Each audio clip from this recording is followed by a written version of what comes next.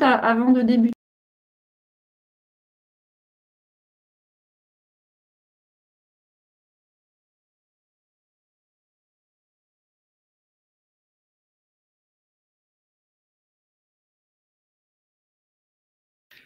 Et ben voilà, on m'informe que le webinaire est en train de commencer.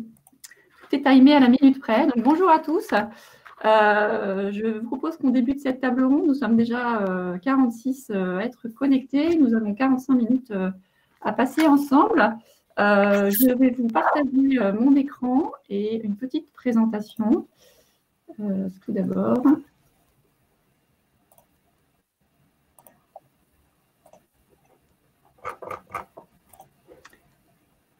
Et voilà. Donc j'espère que tout le monde la voit bien. Notre sujet du jour est: est-ce que les green tech sont les piliers d'adaptation des mobilités à la crise sanitaire que nous sommes en train de vivre depuis plusieurs mois? Et je suis accompagnée aujourd'hui de Rémi Bastien, Brice Bouillon, Thomas Cotte et donc moi-même, Cécile Lagache. Je propose qu'on fasse un petit tour de table de présentation. Je donne la parole par ordre alphabétique à Rémi Bastien.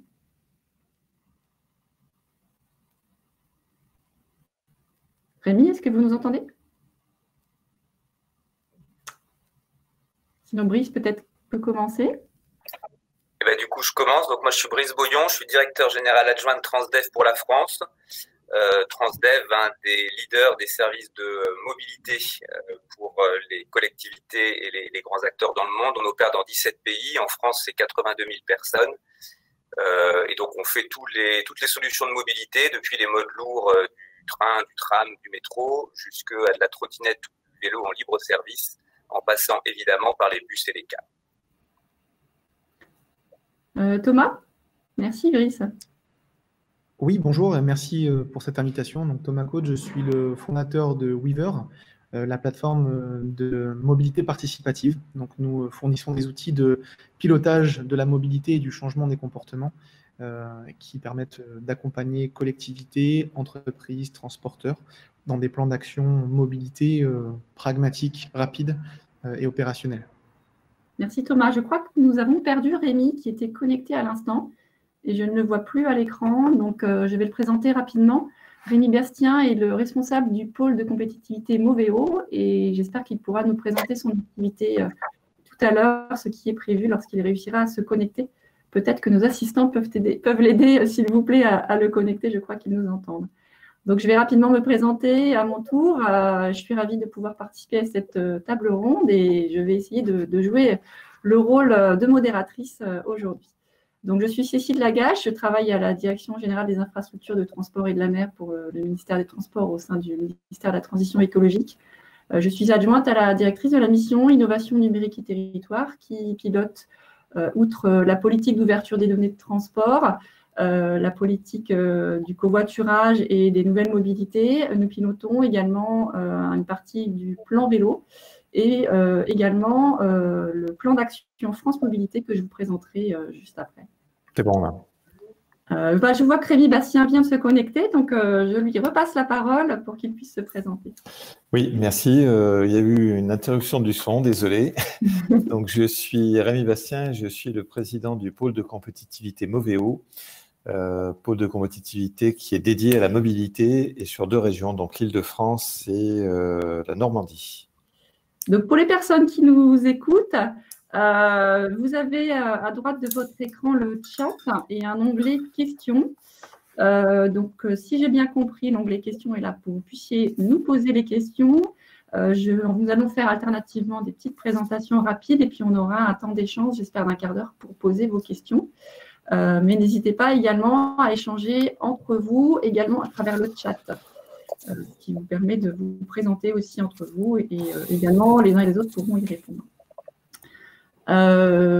Donc, je vous propose une petite introduction rapide, puisqu'après le confinement où les mobilités ont été très contraintes, voire presque arrêtées, la reprise des mobilités avec les craintes sanitaires que chacun peut avoir ont certainement, a priori, transformé les habitudes de mobilité de chacun.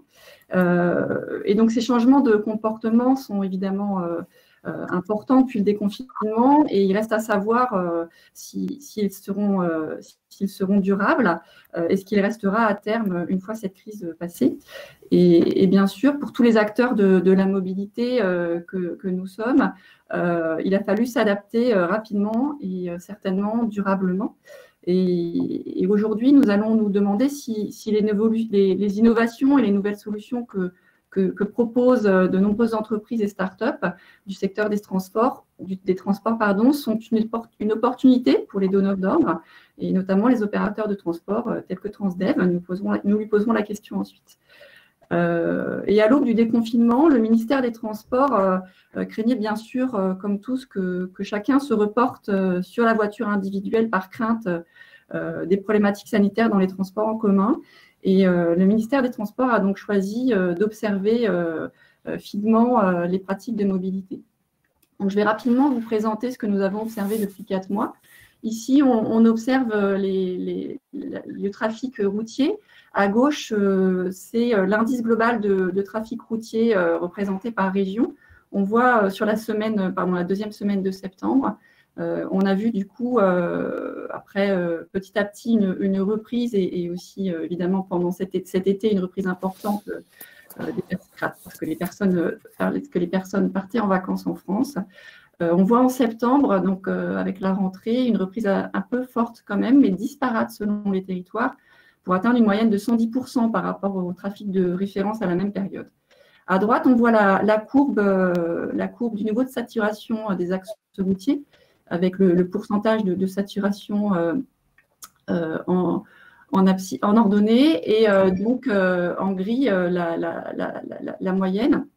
Et on aperçoit qu'à part l'été, où il y a eu de fortes congestions, probablement dues au trafic des vacanciers, on s'aperçoit que courant septembre, la congestion est moindre qu'habituellement par rapport à la référence des années précédentes.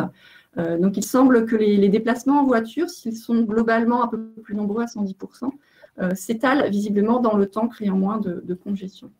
En ce qui concerne les transports en commun, on a observé ici, grâce à Moovit, qui est l'équivalent, pour ceux qui le connaissent mieux, de Citymapper, les intentions de trajet en transport en commun des personnes qui souhaitaient se déplacer en transport en commun. Et bien sûr, au moment du déconfinement et pendant le confinement, avec un trafic en dessous de 20%, on a vu une reprise progressive pour atteindre un palier avant l'été et à l'été. Puis, en septembre, une forte augmentation disparate, mais avec une moyenne qui n'atteint pas le 100% partout, chaque courbe de couleur représentant une ville différente.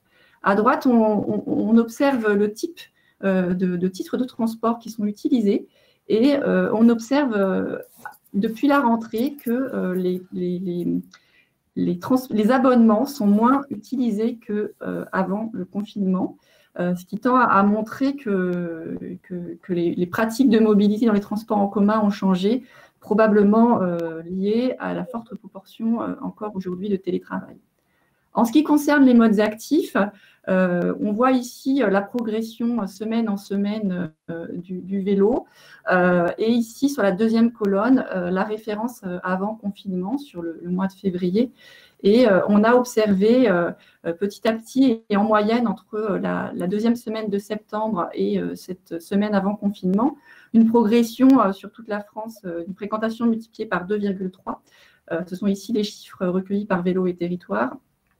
Et en milieu urbain, c'était une multiplication par 2,7. Donc le vélo a eu beaucoup de succès, comme chacun le sait. À savoir si cela va perdurer.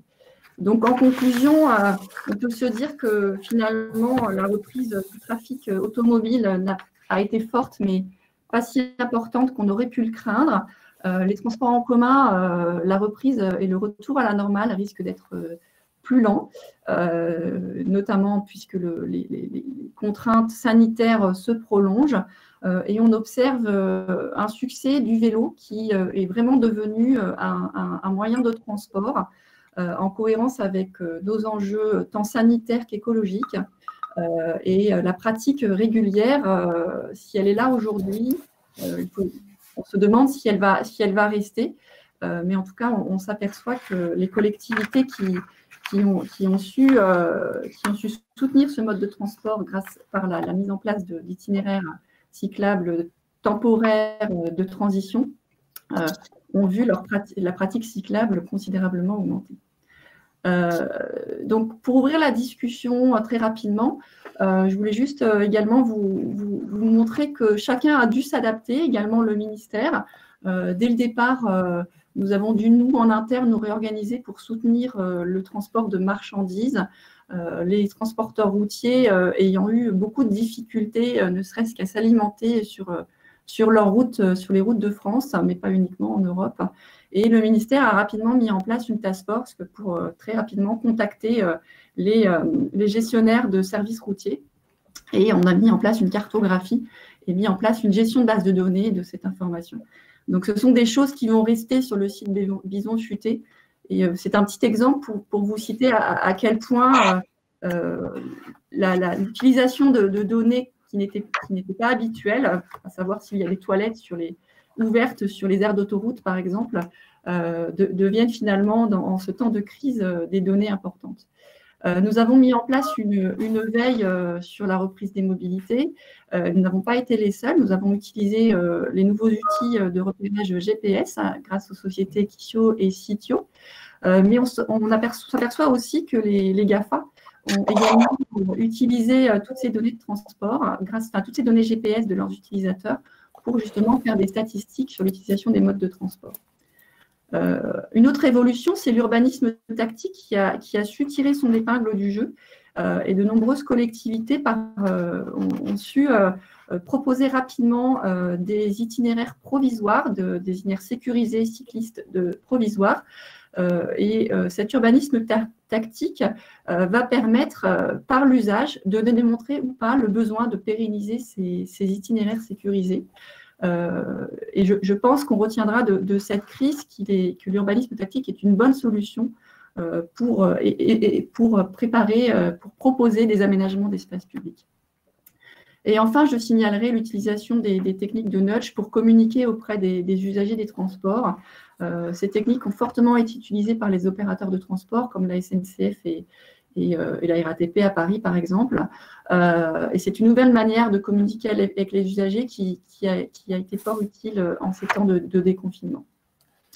Enfin, je ne voulais pas terminer sans vous présenter rapidement la démarche France Mobilité, si vous ne la connaissez pas encore. Ce qui m'étonnerait fortement vu le succès qu'elle rencontre. Je vous invite à vous connecter à notre site francemobilité.fr avec un S comme ici. Il s'agit d'une démarche partenariale et collective qui a été lancée il y a 2 ans et demi, qui vise à soutenir l'expérimentation et le déploiement de projets concrets pour répondre aux besoins de mobilité de tous dans tous les territoires pour la mobilité du quotidien. Elle est ouverte à tous les acteurs de la mobilité et je ne vais pas vous décrire là aujourd'hui tout son plan d'action, juste vous rappeler qu'il existe que sur le site internet, nous avons mis en place une plateforme collaborative qui permet aux testeurs de solutions et aux opérateurs de solutions innovantes de partager leurs solutions sur cette plateforme. Aujourd'hui, nous avons 600 solutions référencées. Vous pourrez les découvrir et rentrer en contact avec les porteurs de solutions. Pendant le confinement, nous avons spécialement mis en place une plateforme de boîte à idées Covid qui a recueilli 70 solutions, ce qui démontre à quel point ces porteurs de solutions, start-up et autres entreprises ont su s'adapter à la crise. Donc, ça nous amène à justement ce qui nous intéresse aujourd'hui. Est-ce que les green tech, les startups green tech que je suppose nous avons autour de la table aujourd'hui, est-ce qu'elles sont le pilier de l'adaptation des mobilités à notre crise sanitaire et comment ceci va perdurer? Donc, je vous propose de commencer la discussion et sans plus attendre, je propose que Brice Boyon de Transdev nous explique comment il a dû faire face à la chute drastique des usages des transports en commun pendant le confinement et comment cela s'est déroulé au moment du déconfinement. Comment Transdev a su s'adapter? Quelles solutions Transdev a dû trouver en urgence pour répondre notamment à la crainte sanitaire de ses usagers? Et si de nouvelles collaborations ont pu naître de ce déconfinement? Merci Cécile. Alors, peut-être en introduction, en guise de préambule, juste pour dire que les présentations que vous avez faites, qui sont une vision nationale, tout transporteur confondu, ça correspond exactement effectivement à ce qu'on constate nous sur les réseaux opérés par Transdev, avec des sujets de report en fait des modes de mobilité. Les titres par abonnement dans toutes les grandes agglomérations commencent à s'effriter, sont effrités, et la voiture, la démobilité et un peu les mobilités douces prennent le pas sur les transports en commun, ce qui pose une question évidemment de soutenabilité d'un mode de fonctionnement de ce type-là, et ce qui nous interroge en tant qu'opérateur de transport public et pour tous les acteurs, toutes les parties prenantes de ce secteur-là, sur comment on arrive à remettre de la sécurité, remettre un sentiment de sécurité sanitaire sur les transports en commun. J'y reviendrai parce que c'est en lien très étroit avec tout ce qu'on a pu faire en matière d'innovation. Alors, sur comment on a traversé la crise, on l'a traversé comme tout le monde avec pas mal de soubresauts, beaucoup de difficultés. Un des éléments qui, nous, pour les opérateurs du transport public, a facilité les choses, c'est qu'on n'a pas eu le phénomène du jour d'après, parce qu'on n'a jamais arrêté de rouler, on a toujours continué à desservir les transports en commun, et donc on n'a pas eu ce phénomène de on arrête, on se met au congélo pendant quelques mois, et puis on démarre le jour d'après. Même la première semaine qui a suivi l'annonce du confinement en mars, on avait à peu près un peu plus d'un tiers des réseaux de transport en commun qui continuaient à fonctionner. Et donc finalement, l'innovation et la façon dont on a géré le nouveau contexte, c'est au fil de l'eau qu'on a amélioré nos modes de fonctionnement et qu'on a essayé de se réinventer. Si j'essaie de lister, je vous propose 3 catégories en fait sur la façon dont on a fait preuve soit d'innovation, soit en tout cas de nouveaux modes de fonctionnement. La première catégorie, c'est l'innovation d'état d'urgence ou de crise. Et je parle vraiment justement de ces premières semaines. Et à chaque fois qu'il y avait une nouvelle consigne des autorités sanitaires, à chaque fois qu'il y avait une modification forte du mode de fonctionnement qui était demandé, on n'avait pas vraiment le temps de se reposer, faire un petit POC, et puis regarder si ça marche, et puis après l'industrialiser. On a vraiment dû gérer ça en cycle court. Et si je prends une illustration très simple de genre de choses qu'on a fait, c'est vraiment du low-tech, mais ça reste de l'innovation. C'est du jour au lendemain, on s'est rendu compte qu'on allait être confiné, qu'il y avait des vraies interrogations sur la sécurité pour les salariés et les voyageurs dans les transports en commun. Et donc du jour au lendemain, que pendant un week-end, en général, que ça a été décidé entre les autorités organisatrices et les transporteurs, on a arrêté la montée porte avant, on est passé sur la montée porte arrière. Et donc, je ne sais pas si c'est l'innovation, mais en tout cas, c'est un système nouveau. Il a bien fallu isoler la cabine de conduite du reste des voyageurs. Et donc, ça a été la foire à toutes les bonnes idées. Quelque chose d'ailleurs qui est assez sain, parce que finalement, il y avait beaucoup d'idées qui étaient testées dans les réseaux, depuis le simple rubalise jusqu'à des bâches, des choses un peu plus intelligentes. Et ensuite, un processus itératif où on a essayé de repérer les bonnes idées pour protéger la cabine de conduite et de l'industrialiser une fois qu'on avait trouvé la bonne façon de fonctionner. Voilà. Et donc ça, pendant toute la durée de la crise, je dirais encore un tout petit peu aujourd'hui parfois, on a ce type de situation où la consigne sanitaire, elle arrive du jour au lendemain, elle n'est pas toujours anticipée, et donc il faut faire face dans l'urgence sur la bonne façon de répondre. Ensuite, deuxième type d'innovation qui là sont un peu plus classiques, c'est des innovations plus technologiques, un peu plus traditionnelles, je dirais dans la façon dont on les déploie. Là, je dois dire qu'il y a à la fois des innovations qui sont vraiment 100% nouvelles, et puis il y a aussi eu un effet positif de la crise sur ce volet-là, avec une accélération de projets qui étaient déjà dans les cartons et qu'on a accéléré parce qu'ils répondaient exactement aux attentes qu'on pouvait avoir. Je pense que ça, c'est beaucoup lié à des grands groupes industriels comme Transdev, où des nouveaux outils, des nouvelles procédures, lorsqu'on parle de 80 000 salariés sur le territoire français, c'est très difficile de le faire dans des conditions satisfaisantes si on le fait du jour au lendemain. Et donc la crise, ça nous a conduit à récupérer des projets qu'on avait dans les cartons, à les mettre en haut de la pile, à les sortir beaucoup plus vite que prévu. Et donc si je prends deux illustrations très concrètes de ce qu'on a pu déployer pour répondre à cette crise sanitaire, le premier, c'est dans certains réseaux qui n'étaient pas équipés de paiement par carte bancaire, de dire c'est quelque chose qu'il faut qu'on propose. Donc en termes d'innovation technologique, c'est sûr que payer par carte bancaire, ça paraît pas génial. sauf que payer par carte bancaire dans des bus, c'est pas un service qui est proposé partout. Et donc, le fait de dire on a plusieurs milliers de véhicules qu'il va falloir équiper en paiement carte bancaire en mobilité, c'est quelque chose qui n'a pas été toujours évident.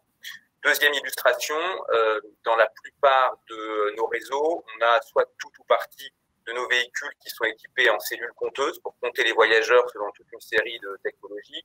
Et donc ça, évidemment, compter les voyageurs, nous, en tant que transporteurs avec l'autorité organisatrice, on le fait principalement pour connaître les comportements, les habitudes, mesurer ce qu'on appelle le serpent de charge, et puis pouvoir adapter l'offre de la façon la plus intelligente.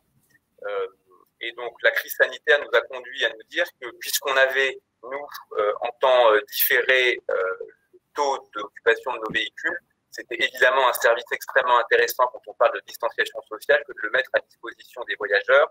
Et donc sur différents réseaux, et si je prends les territoires qui sont dans le portefeuille de Rémi Bastien sur Moveo, on peut passer en Normandie, à Rouen et en Île-de-France sur la Grande Couronne. On a développé des systèmes qui permettent sur les applications d'avoir en temps réel ou avec un peu de prédictibilité le taux d'occupation de vos prochains véhicules.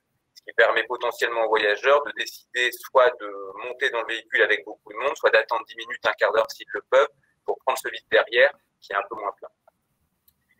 Voilà, et des innovations de ce type-là, je terminerai par celles qu'on est en train de tester, qui sont vraiment nouvelles, parce qu'on n'avait pas grand-chose dans les cartons sur ces sujets-là. Et l'exemple que je prends, c'est la désinfection de nos véhicules.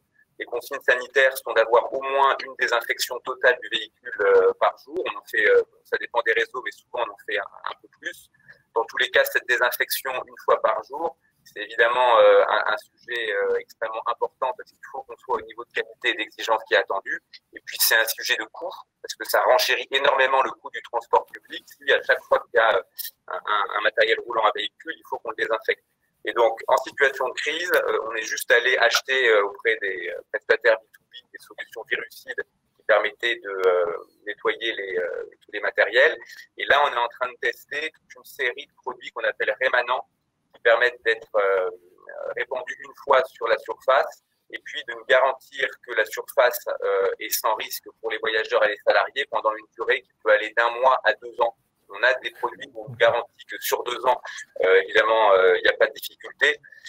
Et donc ça, c'est le genre de choses qu'on ne déploie pas, donc on n'est pas sûr qu'on a bien les niveaux de résultats qui sont attendus. Et donc on est en test sur, on a 5 produits différents qu'on est en train de tester avec les autorités sanitaires pour vérifier que lorsqu'on nous dit désinfecter le jour 1 et au jour 30, vous n'avez toujours pas de risque virus sur les matériaux qui ont été désinfectés, pour vérifier qu'on est bien au niveau d'attente. Voilà, et puis je terminerai par le troisième type d'innovation auxquelles on a été confrontés, qui sont peut-être les plus riches et parfois les plus difficiles à tracer. C'est ce qu'on peut appeler les innovations organisationnelles en termes de mode de fonctionnement. Donc évidemment, comme toutes les sociétés, je pense, toutes les entreprises, tout ce qui est téléconf, vidéoconférence a été considérablement accéléré. Moi, ce que je constate et que je trouve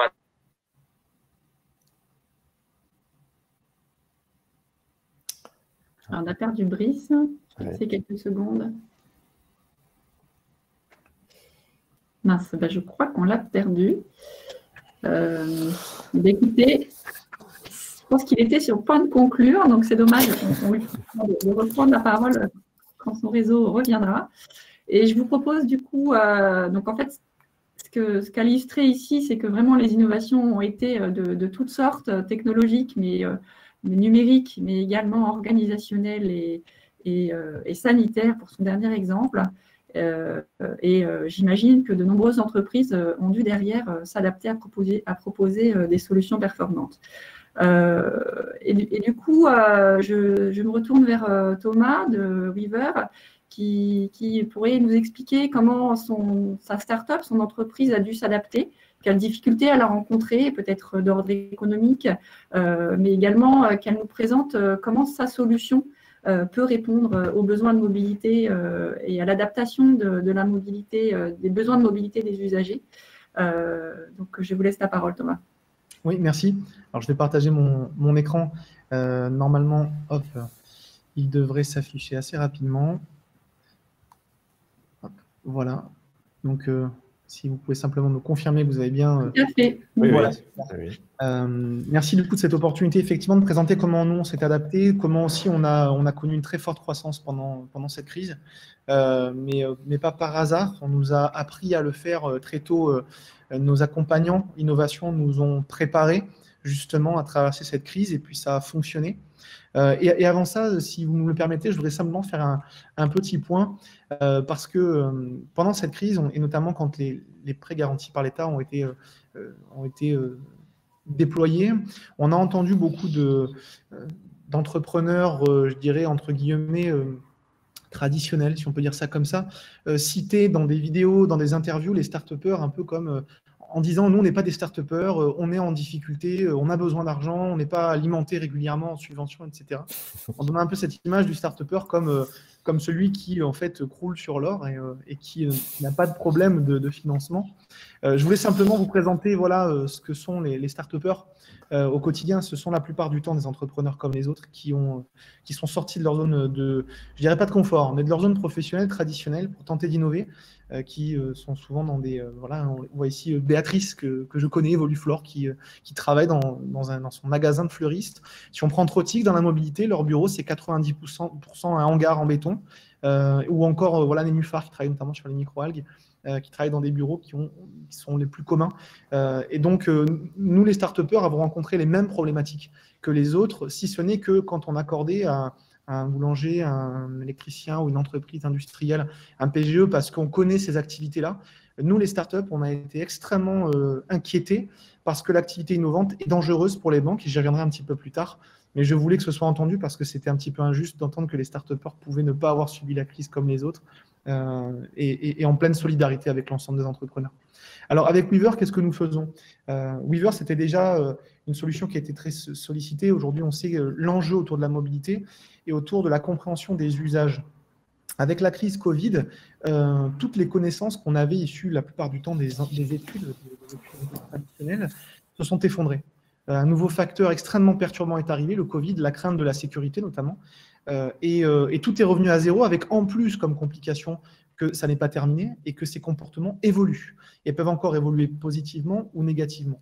Et donc l'enjeu de notre plateforme, qui est une plateforme de mobilité collaborative, qui vient un peu au croisement des différents univers entre les startups monomodales avec une solution et qui viennent la proposer, les cabinets d'études un peu anciens, un peu coûteux, les communautés d'utilisateurs, on en parlait tout à l'heure notamment avec Movit, les transporteurs traditionnels, hein, dont Transdev, RATP, Okelis, avec qui on collabore.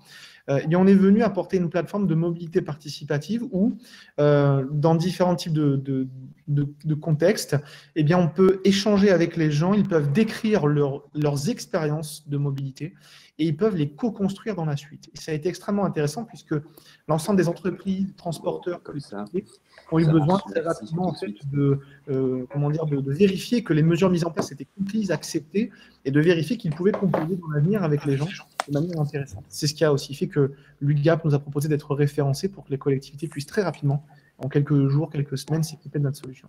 Alors le principe, il est simple, hein, c'est qu'on déploie des plateformes de diagnostic mobilité, les gens peuvent y répondre en expliquant ce qu'ils vivent, comment ils se déplacent, comment ils ne peuvent pas se déplacer, et puis progressivement, on va interagir avec eux et co-construire. Ça va de la construction de réseaux de transport en commun, de dessertes, de stations de vélo, de modèles de vélo, de scénarios, de modes de financement, de tarifs, etc. etc. Et ce qui permet du coup, à travers 3 propositions de valeur, d'abord en quelques heures, instantanément, collecter des données réelles sur l'expérience vécue par les gens, grâce aux algorithmes que l'on a développés en partenariat avec les transporteurs et les opérateurs de mobilité, de modéliser, de scénariser sur des outils cartographiques qui aujourd'hui sont à la pointe et qui font office de référence en France et déjà un petit peu à l'étranger. Et puis ensuite, voilà, d'accompagner les comportements et vraiment de permettre à chacun de devenir acteur de sa mobilité. Alors, dans les clés de résilience que nous, on a mis en place, en fait, on a construit un freemium. C'est vraiment quelque chose qui nous a considérablement accéléré puisque très tôt, les collectivités, les transporteurs sont venus vers nous en nous disant, voilà, tout vient de s'effondrer, particulièrement nos budgets. Donc, on n'a pas ni le temps de prendre des délibérations, ni les moyens d'acheter une solution innovante pour faire ce que vous faisiez avant, mais tout de suite maintenant. Qu'est-ce qu'on peut faire ? Et nous, la réflexion, ça a été de se dire, soit on est bête et méchant, c'est le cas de le dire, et on dit, il faut payer, et donc non, on ne vous fournit pas ça, ce qui est inimaginable pour une startup française qui veut contribuer à un effort, entre guillemets, de guerre face à cette crise sanitaire et économique. Donc, on a dit, écoutez, voilà ce qu'on va faire. On va faire un deal et on va vous mettre à disposition l'intégralité de notre plateforme. Vous allez l'utiliser pendant 6 mois jusqu'à la fin du mois de septembre, le temps que vous puissiez vous, entre guillemets, retourner et retrouver un équilibre. Et puis en septembre, si l'apprentissage est intéressant, si ce projet a de l'avenir, eh bien, vous nous achetez notre solution et on continue ensemble. Et c'est exactement ce qui s'est passé. Un très grand nombre au départ d'opérateurs de transport en France, mais pas que d'ailleurs. On commence à déployer au premier ordre notre partenaire Transdev, mais on travaille maintenant également avec Keolis, avec des opérateurs qui sont plus locaux. On commençait à le déployer et avec très très rapidement des informations extrêmement riches et pertinentes sur la manière dont les gens voyaient le passage du bus à un autre mode ou pas, qui changeait, qui passait du bus au vélo, qui passait de la voiture au vélo, qui passait du bus à la voiture, qui ne se déplaçait plus, qui était exclu de toutes ces mesures, parce qu'on parle beaucoup de ce qui se passe sur le transport en commun, mais c'est globalement 15% des gens, entre guillemets seulement, qui l'utilisent en France. Beaucoup de personnes ne sont pas desservies par le transport en commun et sont dans une difficulté qu'ils connaissaient déjà avant même la crise sanitaire. Et donc, on a fait ce deal et ça a fonctionné puisque les collectivités, les transporteurs, les entreprises se sont lancés avec nous et aujourd'hui poursuivent l'aventure. On a beaucoup appris. On a accéléré énormément le temps qu'on aurait passé. On aurait peut-être mis 2 ans à tester tout ça en test and learn avec ses clients. En l'espace de 4, 5 mois, 6 mois, dans ce deal-là où ils ont été extrêmement engagés avec nous, on a énormément appris. Donc, on a beaucoup progressé dans notre produit, dans notre façon d'explorer le marché, et dans nos services et dans la manière de les distribuer. Et puis surtout, on a confirmé. Et on va continuer du coup de travailler avec ces acteurs-là. Alors, d'abord, notre solution, ça n'est pas une solution qui a été inventée pendant la crise. C'est très important de le dire. C'est une solution qui a été révélée par la crise. On avait une belle croissance. On est arrivé avec une plateforme complètement en rupture par rapport au cabinet d'études traditionnel, etc. La crise a complètement révélé en fait notre approche. Et là où avant, on était un peu un luxe, il fallait être un peu câblé, expérience, usage, etc. pour collaborer avec nous. Tout d'un coup, tout le monde s'est tourné, enfin tout le monde, un grand nombre de collectivités de transporteurs se sont tournés vers nous. Et aussi au premier ordre, l'UGAP, pour faciliter justement très rapidement la commande publique, ce qui a permis à des conseils régionaux, à des entités comme Pôle emploi, à des organisations de formation universitaire notamment, de pouvoir commander rapidement et de pouvoir du coup déployer cette solution.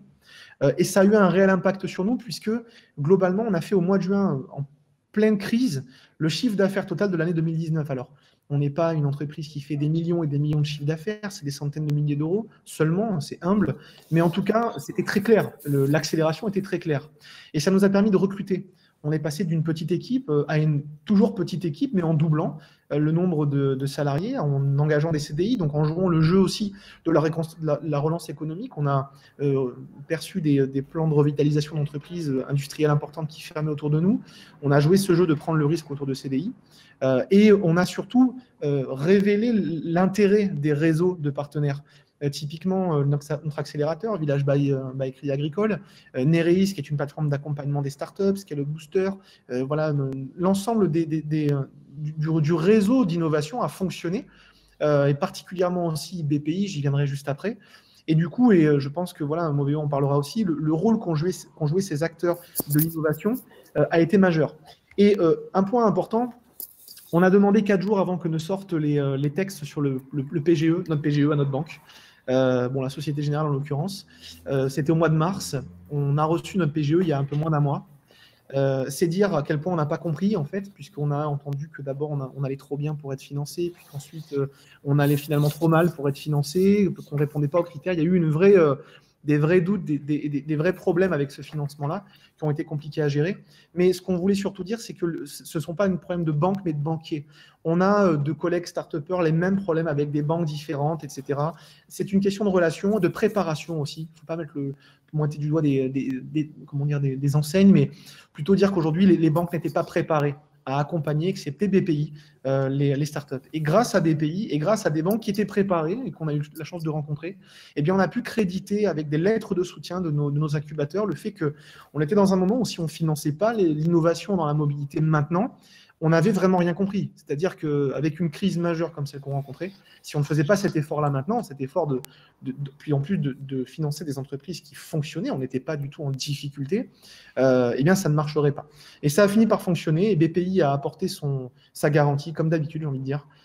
Et ça a fonctionné, ça nous a soulagés. Alors évidemment, les temps ont été un peu difficiles au départ, mais voilà, j'ai aussi la chance d'avoir une excellente équipe et le travail a été fait. Alors, peut-être, voilà, en conclusion, comment aider les startups maintenant? Alors, comment aider les startups et comment les startups peuvent aider en réalité le tissu économique, social et les collectivités? D'abord parce que les startups sont agiles. Et voilà, M. Bouillon le disait tout à l'heure, on est dans un moment où l'agilité, on ne peut pas s'en passer. Les choses changent du jour au lendemain. L'agilité des startups, c'est une véritable richesse pour notre société, tout simplement. On ne peut pas s'en passer, elle est extrêmement intéressante. D'autre part aussi parce que les startups ont la capacité d'avoir exploré des marchés nouveaux, donc de nouveaux paradigmes, de nouveaux modèles économiques, bien avant cette crise et bien avant que les acteurs ne s'en soucient, ce qui veut dire que voilà, on est en mesure aussi d'apporter une vraie vision sur ce qui peut se passer ensuite. Parce que les startups sont sympas, tout simplement, je voulais aussi le dire. Tout simplement, c'est sympa de travailler avec des startups. Parce qu'on a la capacité d'activer des budgets qui sont parfois sous-utilisés, qui peuvent un peu déroger au budget traditionnel et qui permettent de financer les entreprises innovantes, mais aussi d'acheter nos solutions et nos services. Parce que c'est aussi alimenter l'innovation française et la French Tech, tout simplement, et que de faire participer les startups permet tout simplement de faire avancer globalement le gain du pays. Et en conclusion, je dirais que ça nous amène cette phase de disruption à se rendre compte que toutes les entités maintenant peuvent et doivent rentrer en open innovation, plus uniquement les grands groupes qui en parlaient beaucoup, mais tout simplement les TPE, les PME, les petites collectivités comme les grandes, l'heure est à l'open innovation et les startups peuvent réellement jouer ce rôle-là. Voilà, merci. Merci beaucoup, Thomas. C'est un bel exemple à la fois de complexité, de difficultés que peuvent rencontrer une start-up, mais également d'un beau succès qui j'espère, perdurera pour ce qui vous concerne. Et je propose de céder la parole à Rémi Bastien pour qu'il nous explique justement dans ce contexte quel est le rôle d'un pôle de compétitivité et il pourra du coup présenter davantage son pôle Moveo. Cécile, moi je suis revenu, vous m'entendez à nouveau? Oui, on vous entend, Brice. Oui, très bien. Je ferai ma conclusion après si vous me donnez 5 minutes. Ah oui, du coup. D'accord. Bon, moi, je vais tâcher d'être rapide. Bon, tout d'abord, moi, je veux donner un grand bravo à Thomas et puis aussi à Brice parce que ça illustre une chose. Vous savez peut-être que les Chinois écrivent le mot crise avec 2 idéogrammes, un qui signifie danger et l'autre qui signifie opportunité. Et je pense qu'avec Thomas, on a vu un exemple où finalement, ce danger a permis un peu d'accélérer les opportunités. Alors, le pôle de compétitivité, tout le monde, je pense, sait à peu près ce que c'est. Ça a été créé en 2006-2007. Ce sont des catalyseurs d'innovation qui ont pour mission de mobiliser tout un réseau qui prend des grands groupes, des PME, des startups, mais aussi des laboratoires académiques, des territoires, pour créer une valeur par l'innovation coopérative. Donc, Thomas a parlé de l'open innovation, ça fait partie vraiment de l'ADN des pôles. Et Moveo, eh bien, c'est le pôle de compétitivité qui est dédié à la mobilité, qui est sur 2 régions, donc l'Île-de-France et la Normandie, ce qui fait qu'on couvre des situations de l'urbain très dense, l'île Saint-Louis par exemple, jusqu'à un petit village ou un hameau, soit en Île-de-France, en Seine-et-Marne ou dans des villages de Normandie. Donc en fait, on couvre toute la palette des différents cas de mobilité. Et un peu spécifique à notre pôle, le rôle des territoires qui est très important et qui, je pense, va monter en puissance de plus en plus dans cette problématique de la mobilité. Alors, cette fameuse crise du Covid, eh bien, alors déjà, nous, on a dû nous adapter aussi, puisqu'on organisait beaucoup d'événements pour faire du réseau. Donc là, on a dû devenir beaucoup plus experts sur tous les webinars. On en a fait un certain nombre et comment connecter les gens. Il a fallu notre petite équipe aussi l'adapter, mais ça, je ne vais pas insister trop là-dessus. Je pense par contre qu'il y a eu un certain nombre d'initiatives qui ont été faites. Alors, je vais en citer quelques-unes. Donc, il y a un institut qui s'appelle VDCOM, qui est un institut de transition énergétique, qui est lié à Moveo, qui a fait une étude que je vous recommande, sur le Covid et la mobilité. Donc, c'est sur leur site. Donc, ça, c'est les mouvements, la mobilité, les bouleversements et les craintes qui nécessitent de nouveaux paradigmes. Et puis, on a des startups et des PME qui ont proposé des tas de solutions, donc en complément de celles de ce qu'on a vu, notamment billettique dématérialisée avec Airweb et puis Yatsuke, un proximètre fait par Nomadic, des locations de 2 roues motorisées électriques ou bien réparation de vélos. Donc, il y a eu, avec le pôle, pas mal d'initiatives de ce type-là. On a effectivement fait en sorte d'accompagner nos membres. Donc, il y a 600 membres dans Moveo, dont plus de 400 PME ou startups. Essentiellement, je pense que Thomas l'a bien indiqué, il y a finalement beaucoup de dispositifs, mais ça finit par être une sorte de jungle. Et le pôle, qui, avec son équipe, connaît tous ces dispositifs, est aussi en mesure d'aider chacun à trouver quel est celui qui est le plus adapté. Et puis, des lettres de soutien, ça a été évoqué, on en a fait. Les PGE ont pratiquement tous été accordés. Par contre, le délai, comme ça a été indiqué, peut être long. Et le fait qu'il y ait une lettre de soutien qui indique que le pôle Moveo, qui est l'émanation de la plateforme française automobile, qui cautionne ou qui dit telle entreprise, elle fait partie du réseau, allez-y. Je pense effectivement le banquier, donc la personne que l'entreprise a en face d'elle, sera encouragé à faire accélérer le dossier. Donc, ce sont des choses qu'on a faites. On a fait une bonne dizaine de webinars pour expliquer ça. Et puis, chose qui a été mentionnée juste avant, beaucoup d'entreprises étaient déjà très engagées sur la transition énergétique et écologique. Et il était surtout très important que la crise ne stoppe pas l'élan. Et donc là, le pôle a été très mobilisé pour qu'on puisse justement accompagner différentes entreprises.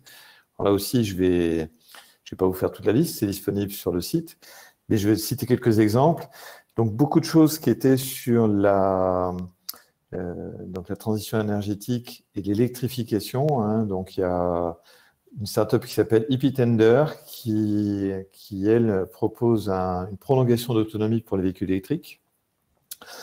Une autre startup que je vous cite qui s'appelle Clem, qui, elle, s'est développée pour favoriser l'autopartage de véhicules électriques pour des territoires ruraux et périurbains, et qui est donc en lien avec beaucoup de territoires.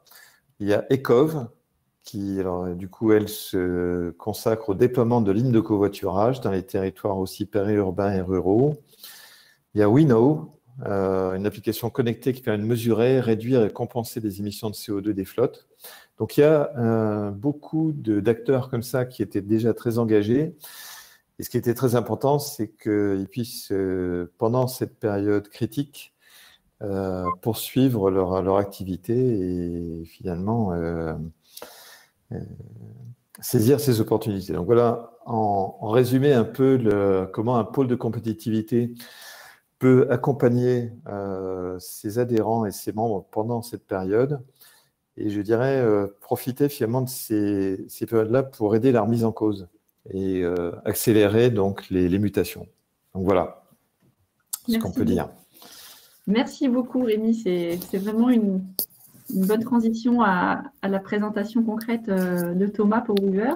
Je propose de redonner la parole à Brice qui n'a pas pu conclure sa présentation tout à l'heure et du coup peut-être en ayant écouté Thomas et Rémi pourra probablement rebondir aussi sur leur illustration.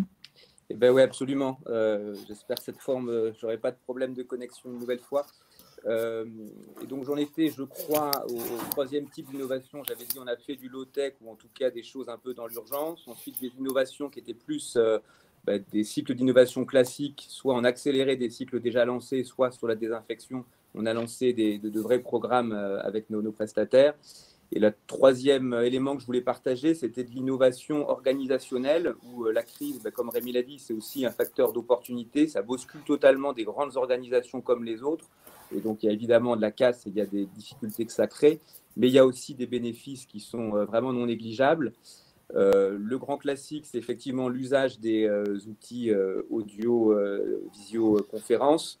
Moi, ce qui est important pour moi, ce n'est pas tellement l'utilisation qui en est faite, je dirais, en nombre de téléconf ou de visioconf, parce qu'il y en avait déjà avant, et donc ça n'a pas beaucoup changé, mais c'est plutôt dans une grande organisation comme la nôtre, la maturité collective sur qu'est-ce que c'est qu'une bonne réunion à distance. Ce n'est pas un truc qui dure 2 heures sans caméra, ça dure 1 heure, la caméra est branchée, et ça force à être vraiment très structuré et très rigoureux sur l'ordre du jour, le compte-rendu. Et donc, de ce point de vue-là, ça a été un vrai avantage. Et la deuxième illustration que je voulais partager sur le fait que pour des grandes organisations comme nous, ça crée de la valeur, c'est qu'on a eu, notamment en Île-de-France, un atelier qui a dû être fermé à la demande de l'ARS parce qu'il y avait eu un cas de Covid avéré et donc des inquiétudes sur la situation des autres mécaniciens de l'atelier. Et donc, pour nous, en temps normal, si on ferme un atelier, on ne sait pas faire fonctionner une société de transport public parce qu'on ne peut pas entretenir le matériel. Et là, grâce à la crise, qui aurait dû être un problème, n'a même pas été, parce qu'immédiatement, on a réfléchi à comment on pouvait faire en s'appuyant sur les ateliers d'à côté. C'était des longues distances, mais on devait savoir faire. Et donc, finalement, il y a eu une espèce de communauté de destin, communauté de problèmes qui s'est mise en place. Et on a réussi à trouver une nouvelle façon de fonctionner avec un atelier déporté qui fait que cette fermeture temporaire d'1 semaine de l'atelier, qui aurait dû être une catastrophe et planter le réseau en temps normal, ça a été totalement transparent pour les voyageurs et pour l'autorité organisatrice. Voilà. Et donc, de ce point de vue-là, je reprends en conclusion très volontiers ce que Rémi disait en introduction. C'est vrai que dans la crise, c'est avant tout énormément de difficultés, de problèmes et d'inquiétudes. Si on essaie d'être un peu positif, on peut aussi trouver quelques sujets un peu plus joyeux dans lesquels on se rend compte que ça peut aussi créer de l'intelligence collective et ça peut aussi apporter des choses très positives pour une grande organisation comme la nôtre. Merci beaucoup, Brice. Je vous remercie tous les trois. On a vraiment une illustration complète de la difficulté, mais elle questionne aussi sur la pérennisation de la mise en place de ces solutions. Et qu'est-ce qu'à l'avenir, il va rester de tout ça. J'ai entendu, Brice, que de votre côté, ça m'a permis d'accélérer des projets qui n'avaient pas pu encore voir le jour et vous avez dû accélérer certaines choses. Je vois que chez Weaver, on a aussi accéléré sa solution en trouvant du coup plus de clients qui du coup ont compris l'intérêt de sa solution. Et chez vous, Rémi, vous avez dû constater aussi ce type enfin, vous avez dû observer ça. Et du coup, la question qui, je pense, brûle les lèvres de tout le monde, c'est quelle sera la durée de ces solutions. On sent bien que cette crise va durer encore quelques mois. Qu'on ne retrouvera pas une situation d'avant-crise et peut-être même qu'on ne la retrouvera jamais, qu'une partie de ces changements de comportement, une partie de ces solutions devront perdurer. Qu'est-ce que vous en pensez, Rémi? Oui, alors je pense qu'effectivement on se pose tous un peu cette question-là. Ce qui va être, je crois, clé ou important, c'est que les différentes solutions qu'on a évoquées, à chaque fois, on s'assure que pour le citoyen, pour le voyageur, ces solutions-là lui demandent le moins d'efforts possible. Je pense qu'à chaque fois qu'on fait en sorte que ce soit plus facile de prendre un vélo à assistance électrique ou les transports en commun pour faire son déplacement, voire ne pas faire le déplacement du tout parce qu'on a pu trouver une autre solution, c'est comme ça qu'on passera d'une partie contrainte, qui est quand même le cas un peu aujourd'hui, à un mode normal. Donc, si on doit faire phosphorer toutes nos startups et toutes nos intelligences, c'est comment on fait en sorte que pour le citoyen, ce soit plus facile pour lui de changer ses habitudes ou de rester dans ce qu'il est en train de faire que de revenir à l'état ante. Peut-être que Thomas, vous pouvez réagir par rapport à ce que vous observez, vous, des changements de comportement? Oui, alors il y a une information qui est intéressante qu'on a remontée de nos utilisateurs. Ça fera partie de quelque chose qu'on publiera dans quelques semaines de manière plus globale, mais aujourd'hui, une personne sur 3 s'est dite concernée et souhaite être associée aux décisions qui vont être prises dans la mobilité. 1 sur 3 pense que c'est absolument crucial également, mais préfère laisser cette prérogative aux personnes dont c'est la mission. Et 1 personne sur 3 considère que ça n'est pas, pour l'instant, leur enjeu principal. Ça veut quand même dire que bon, 2 personnes sur 3 sont concernées, mais qu'une personne sur 3 souhaite y être activement associée, c'est-à-dire en faire partie. Ça, c'est un message qui doit être entendu dans un moment où, jusqu'à présent, la mobilité n'a que très peu associé ses utilisateurs. C'est peut-être aussi pour ça qu'elle a rencontré cette difficulté structurelle, économique, en termes de modèle économique. Je suis chercheur au CNRS, chercheur sur les modèles économiques innovants, et on frappe de plein fouet un modèle qui déjà présentait des signes de risque, et qui aujourd'hui, en fait, à l'aune de cette crise, ne passe pas la crise, en fait, puisqu'à l'heure où on se parle, ce modèle-là n'est pas durable. On souhaite qu'il le redevienne. Le transport collectif est quand même le meilleur mode de déplacement aujourd'hui, collectif, en masse, en termes d'impact énergétique, de gaz à effet de serre et puis d'efficacité. Mais il va devoir se réinventer en termes de modèle économique, et notamment en s'associant avec d'autres modèles, en se positionnant dans d'autres valeurs. Donc dans les comportements, on avait déjà vu ça, alors sans faire de populisme, mais la crise des gilets jaunes, je ne parle pas des ronds-points, je parle de l'idée qu'il y avait derrière globalement. Ce qui s'est passé pendant les grèves des transports aussi, avait déjà, avant la crise sanitaire, montré que les gens avaient envie de participer, de proposer et de changer des modèles qui les mettaient en difficulté. Ce n'est pas d'aujourd'hui. Donc il y a une opportunité, c'est ce que disait Rémi Bastien tout à l'heure, il y a une crise, il y a aussi une énorme opportunité d'associer plus les gens, et les plateformes comme la nôtre et puis les outils comme d'autres startups aussi, viennent justement permettre de faciliter, d'associer les gens qui finalement sont non seulement les contributeurs financiers de par leurs impôts, mais aussi les premiers usagers et les premiers experts de la mobilité. Il ne faut jamais oublier que les gens sont experts de leur trajet quotidien, mieux que quiconque. Alors si on sait capter ce qu'ils savent de leur trajet, on a gagné. Une première bataille en tout cas. Bien sûr. Brice, peut-être, comment vous pouvez, de votre côté, vous, écouter les usagers? J'ai l'impression qu'on essaie de les écouter déjà, parce que le boulot qu'on fait, c'est un boulot qui est très opérationnel, très près du terrain. Et donc, en général, quand on n'est pas bon sur l'écoute des usagers, on le sait tout de suite, parce que si on déplace un arrêt de bus et qu'il ne fallait pas déplacer cet arrêt de bus-là, en général, il ne faut pas 48 heures avant qu'on nous dise qu'on a fait une bêtise. Après, c'est dans la façon, évidemment, de les écouter qu'il y a des changements à faire. Moi, je ne suis pas inquiet, comme tout le monde, je pense, pour le transport public, parce qu'on sait qu'on est un des éléments de la solution, que ça ne fonctionne pas s'il n'y a pas de transport public efficace et performant. Les transformations auxquelles on est confronté, elles sont majeures, mais le problème principal pour moi, ce n'est pas tellement l'ampleur des transformations qu'on est en train de vivre, mais c'est plutôt qu'on n'est pas encore sur le régime de croisière. Et donc, il faut qu'on arrive à essayer d'anticiper ce que sera le mode de fonctionnement de demain et de ne pas faire de fausses manœuvres, de fausses manipulations en n'étant pas pertinent par rapport au modèle de demain.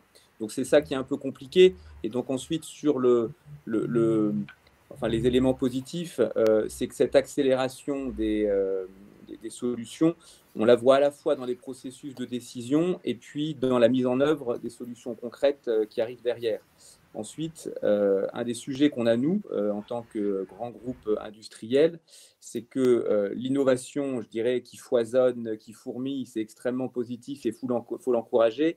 Mais il y a un moment dans le modèle où notre responsabilité à nous, c'est de rationaliser un peu, parce qu'on ne peut pas se permettre d'avoir 28 solutions différentes avec des coûts de développement à chaque fois spécifiques pour un même service aux voyageurs et aux autorités organisatrices. Et donc, dans le modèle de demain, on a aussi ce chemin-là à trouver. C'est d'un côté, aujourd'hui, il y a beaucoup de foisonnement. Si je prends l'exemple de mes cellules compteuses, par exemple, pour donner le taux de charge, aujourd'hui, on a plus d'une demi-douzaine de solutions techniques qui sont différentes. Et c'est très bien parce que ça permet de tester des solutions distinctes. Mais ce qu'on sait, c'est que dans quelques temps, le groupe Transdev proposera à ses clients plutôt un catalogue. Je ne sais pas si c'est 2, si c'est 5, mais en tout cas un nombre limité de solutions parce qu'il faut qu'on apporte le service et puis aussi le coût. Et si j'insiste sur ce sujet-là, c'est que Thomas a commencé à le dire, on a une vraie interrogation sur le modèle économique de demain. À quoi va ressembler le partage entre les recettes des voyageurs et les subventions publiques sur un horizon moyen-long terme? Ça va peut-être être modifié. Et si c'est modifié, il faut que nous, opérateurs de transport public, on joue notre rôle. On peut jouer sur les recettes, mais il y a aussi les coûts sur lesquels il faut qu'on intervienne et il faut qu'on joue sur ces deux volets-là. Bien sûr. Il y a une question qui est arrivée sur le chat pour vous, Thomas. C'est Mélène de Métro France qui vous demande si votre solution a déjà été mise en place dans une entreprise privée. Oui, absolument. En fait, à la base, on vient, nous, d'un domaine où on vend des plans de mobilité d'entreprise, des plans de déplacement inter-entreprises, avec une démarche complètement en rupture. Donc, ça fait 3 ans qu'on le commercialise dans les entreprises, avec de très bons résultats. C'est pour ça aussi qu'on se développe.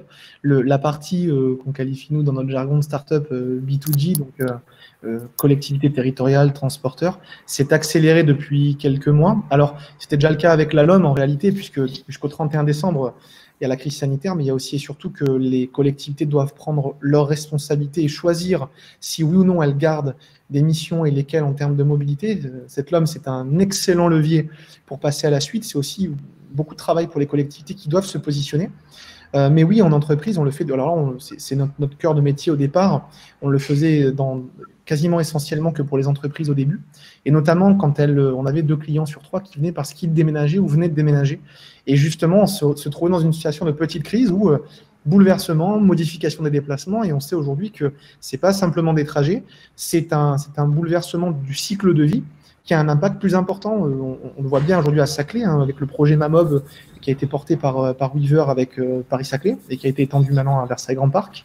On voit bien à quel point les déménagements qui étaient attendus et les entreprises qui doivent s'installer dans ces zones-là, et notamment à Saclay, avec les retards notamment qu'ont les constructions de métro, etc., deviennent un risque, je dirais pas vital, mais critique pour la collectivité, et de ne pas pouvoir gérer un déménagement, de ne pas pouvoir apporter une solution, ne serait-ce que d'accompagnement, pas forcément d'inventer, on ne fait pas de magie, quand il n'y a pas, mais de pouvoir accompagner les collaborateurs qui sont dans une situation d'angoisse et de modification importante de leur rythme de vie, ça devient un élément de service que le transport apporte. On l'a vu avec Transdev, on l'a à plusieurs reprises fait ensemble, et ça marche bien. Les gens comprennent la cohérence, c'est se dire que leurs transporteurs, leur collectivité et leur entreprise dialoguent pour avoir une cohérence. Le MAS en était une expression, les applications de calcul itinéraire et de MAS, Mobility as a Service.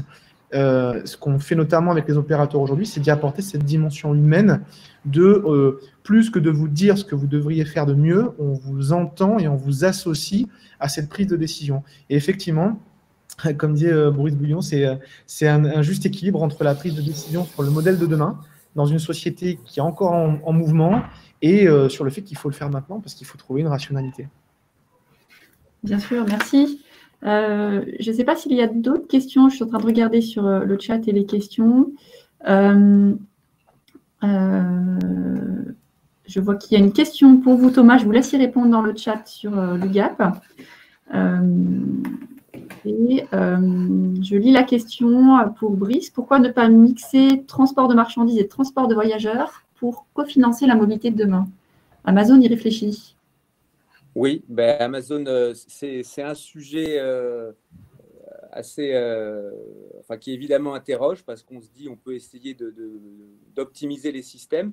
Il y a déjà un univers dans lequel on le fait et nous, Transdev, on n'est pas directement concernés, mais on le voit bien, c'est sur l'aéroportuaire. On dessert plateforme aéroportuaire et on se rend compte qu'il n'y a plus de voyageurs dans les avions, qu'en revanche le fret redémarre un peu mieux et le fret redémarre un peu mieux parce que les avions de passagers, comme il y a moins de passagers, les compagnies aériennes utilisent les soutes pour faire du fret. Alors, ce n'est pas forcément un exemple généralisable. Nous, les difficultés qu'on a, c'est que les marchandises et les voyageurs n'ont pas évidemment les mêmes besoins de destination, n'ont pas les mêmes temporalités. Donc, sur des zones très urbaines, ça ne marche pas parce qu'on manque déjà de place pour les voyageurs et donc ça n'aurait pas de sens. En revanche, sur des territoires qui sont un peu moins fréquentés, ça peut être quelque chose d'intéressant et Amazon y réfléchit, et les opérateurs de transport public aussi, sur comment en fait on optimise au maximum l'usage d'un véhicule qui se déplace sur un territoire. Ça boucle d'ailleurs, il y avait une question avant sur, je ne sais pas si vous l'avez vu Cécile, sur participation, co-construction avec habitants usagers dans les territoires très ruraux. Parce que voilà, c'est à ça que ça m'évoque. J'ai le droit d'y répondre ou Bien sûr, bien sûr. Bah, parce que ça boucle un peu avec une discussion qu'on avait avant sur comment on fait, est-ce qu'on écoute déjà les usagers. Nous, pour écouter, que ce soit dans les territoires ruraux ou urbains, bah, le sujet, c'est l'intermédiation et comment on trouve le bon interlocuteur qui va faire remonter et analyser les besoins des habitants et puis ensuite en faire quelque chose que nous, opérateurs, on peut mettre en œuvre. Et donc là, il y a 3 catégories d'acteurs sur lesquels on s'appuie. Il y a des collectivités publiques, territoires ruraux comme non ruraux, c'est une partie du rôle des collectivités publiques. Il y a les associations d'usagers qui se déploient de plus en plus et qui ont une vraie utilité. Et ensuite, il y a des solutions, je ne peux pas les oublier, qui sont plus modernes, plus innovantes, comme celle de Weaver, qui sont extrêmement intéressantes pour essayer d'assembler ces besoins. Et là, de ce point de vue-là, pour moi, il n'y a pas de distinction entre des territoires ruraux ou des territoires urbains. Ce qui compte, c'est qu'on écoute les besoins des habitants. Bien sûr. Et il y avait une autre question qui, je pense, fait référence à une question précédente sur l'utilisation du point d'accès national aux données, que pour la petite histoire, nous suivons, nous gérons ici au ministère. Une personne qui voulait savoir si on avait constaté une hausse du partage des données, justement, soit dans les territoires, soit venant des utilisateurs, et s'il y avait des freins à ce partage de données. Alors, nous, on peut répondre juste sur la partie utilisateur, justement. Pour vous donner un exemple, on a notamment déployé dans plusieurs directions régionales de Pôle emploi notre plateforme, parce qu'on sait très bien ce qui est en train de se préparer, et que si on peut éviter que la mobilité soit un frein supplémentaire à l'emploi avec tout ce qui va se passer, ce serait bien. Et nous, on sait que, par exemple, les agences Pôle emploi, qui avaient l'habitude de recevoir très peu de retours dans les enquêtes, un peu sondage satisfaction et enquête mobilité, nous ont dit tout de suite qu'elles recevaient en quelques jours beaucoup plus de participation que traditionnelle. Également, sur les déploiements qu'on a fait auprès des collectivités, c'est tout de suite plusieurs centaines, plusieurs milliers de personnes qui répondent. Et comme je vous le disais tout à l'heure, avec quand même 30% des gens qui disent qu'ils veulent continuer à être sollicités. Donc nous, de notre côté, oui, on perçoit bien, quand le message est clair aussi, les gens ont besoin de sens, ils ne veulent pas avoir l'impression d'être pris pour des idiots, ce qui est normal de toute façon, mais quand ils comprennent qu'il y a une démarche qui est sincère, où ils sont entendus, où on restitue rapidement, pas un an plus tard, les choses, oui, nous, les signaux qu'on a sont très forts en ce sens-là et c'est plutôt très positif. Alors, je peux peut-être citer aussi une autre start-up qui est née de VDCom, là, qui s'appelle Entropie, qui, elle, évidemment, prend l'ensemble des mobilités sur un territoire donné et de façon à pouvoir, à partir du diagnostic, aider les territoires à trouver les formes plus adaptées pour aller plus loin. Donc ça, c'est aussi une bonne exploitation des données. Merci. Je crois qu'il va falloir qu'on conclue. Je vois que mon compteur me dit qu'on est à la fin de la session. C'était vraiment très, très riche. Merci beaucoup à la Green Tech et l'ensemble des organisateurs de nous avoir permis ce temps d'échange très instructif. J'espère que tous ceux qui ont pu l'écouter en sont satisfaits. Et en tout cas, merci beaucoup à Thomas, Rémi et Brice. Et je pense qu'on se reverra prochainement pour échanger encore sur ces sujets, encore quelques mois. Merci à tous. Au revoir.